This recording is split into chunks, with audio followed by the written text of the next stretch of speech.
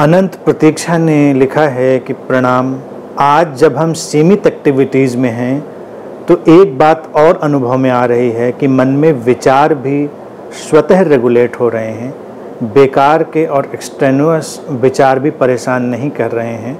कुछ कहें।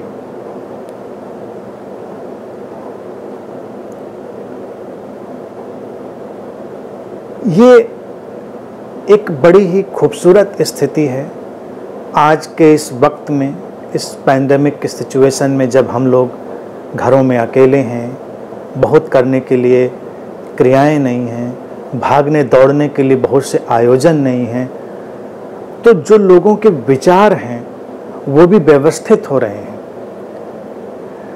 हमारा जीवन जो है ना, वो हमारी ही प्रतिध्वनि होता है। हमारा जीवन हमारी ही इको है। हमारे भीतर के जगत में जो है उसका प्रभाव बाहर पड़ता है, और जो बाहर के जगत में है उसका प्रभाव भीतर पड़ता है। यही तो अंतर संबंधित जीवन का रहस्य है। हम देखें कि आज बाहर के जगत में क्या हो रहा है।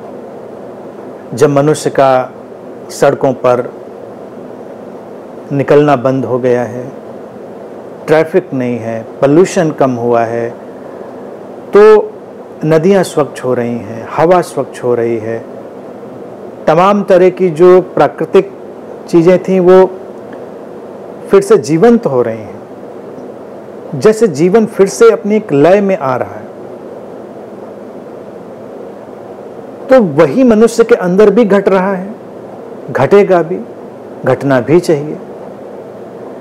इसीलिए विचार भी, अगर व्यक्ति थोड़ा भी ध्यानपूर्ण होगा तो कम हो जाएंगे, व्यवस्थित हो जाएंगे। उनमें बहुत जो बिखराव था, जो केओस था, वो नहीं रहेगा, क्योंकि ये संसार हमारे ही विचारों की एक रचना है। भगवान बुद्ध अक्सर ये बात कहते थे कि तुम्हारा संसार तुम्हारे विचारों की ही निष्पत्ति है, and result of your thought.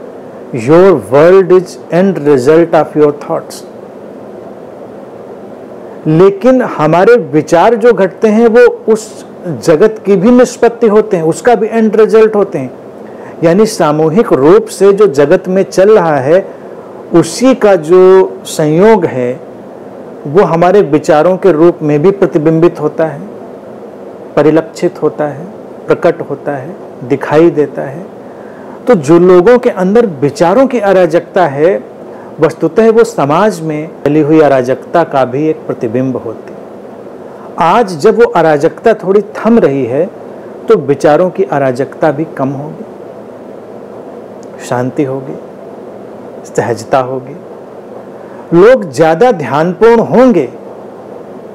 ध्यान की बातें हो सकता है लोग कम करें, लोग ज्यादा ध्यानपूर्ण हों। ये अलग बात है कि लोगों के उत्तेजना भी बढ़ेगी। जिन लोगों की प्रोग्रामिंग तनाव की है, जिनकी कंडीशनिंग बात बात पर परेशान हो जाने की है, वो बेशक ज़्यादा तनावग्रस्त भी होंगे, ज़्यादा पीड़ित भी होंगे। वो रेशियो भी कहीं कहीं बढ़ रहा है। व्यक्ति के भीतर जो है वो निकलकर सामने आएगा, लेकिन वो आए बेहतर है। तो अगर पहले कदम पर कोई व्यक्ति पीड़ित होता है, पहले कदम पर कोई व्यक्ति तनाव में जाता है, पहले कदम पर कोई व्यक्ति दुख में जाता है, तो मैं कहूँगा वो भी शुभ है, क्योंकि जल्दी ही उसमें भी सुधार होगा, जल्दी ही उसमें भी एक व्यवस्था आएगी और सब चीजें ठीक होंगी। विचार के तल पर चीजों का ठीक हो जाना अद्भुत है, क्योंकि वहीं से तो फिर सारा संसार फैलेगा, वहीं से तो सारी क्रियाएं फैलेंगी। मैं बहुत प्रसन्न हूं कि जो लोग भी इस ध्यानपूर्ण यात्रा में साथ चल रहे हैं वो बहुत शांत हैं, सहज हैं, उनके जीवन में कोई भी विचलन नहीं है। जितने लोग भी इस अनंत की यात्रा में साथ चल रहे हैं, मैं देख पा रहा हूँ, मुझे सूचना है, घरों में हैं, अकेले हैं, कुछ लोग बुजुर्ग हैं, कुछ लोग बीमार भी हैं, लेकिन किसी को कोई परेशानी नहीं है। देखिए, पीड़ा और परेशानी में अंतर होता है, तकलीफ और परेशानी में अंतर होता है। तकलीफें हैं, आएंगी, व्यवस्थागत आएंगी, शारीरिक आएंगी, लेकिन जो परेशानी है, सफरिंग है, वो जरूरी नहीं आए। तो लोग नहीं हैं परेशान, सफरिंग में नहीं है, क्योंकि उन्होंने उस ध्यानपूर्णता को सीख लिया है।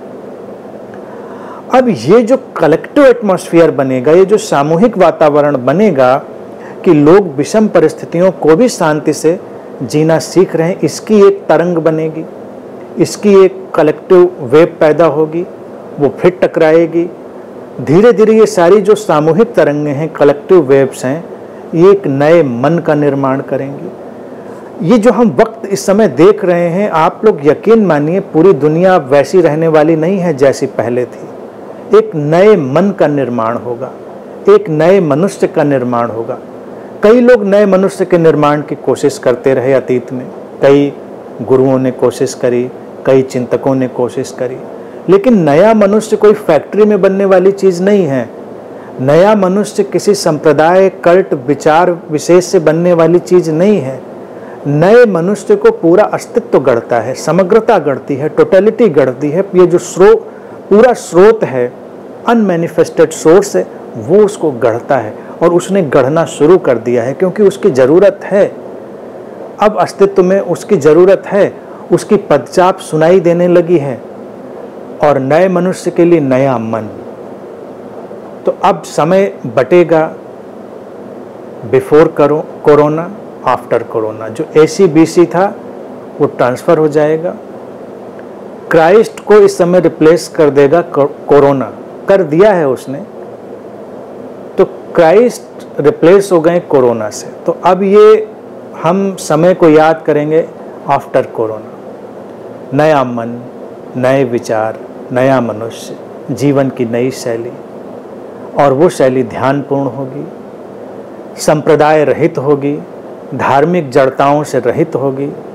लोगों के भीतर इस समय अगर कई लोगों को दिखाई दे रहा होगा मीडिया के चलते हुए भी कि नहीं धर्मांधता बढ़ रही है, कट्टरता बढ़ रही है, तो मैं बहुत स्पष्टता से बात कहूँ, ये केवल एक फेज़ है, वो फेज़ गुजर जाएगा।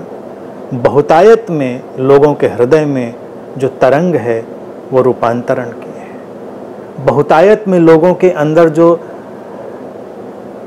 ऊर्जा सक्रिय है वो जीवन को आमूल चूल बदल देने वाली है।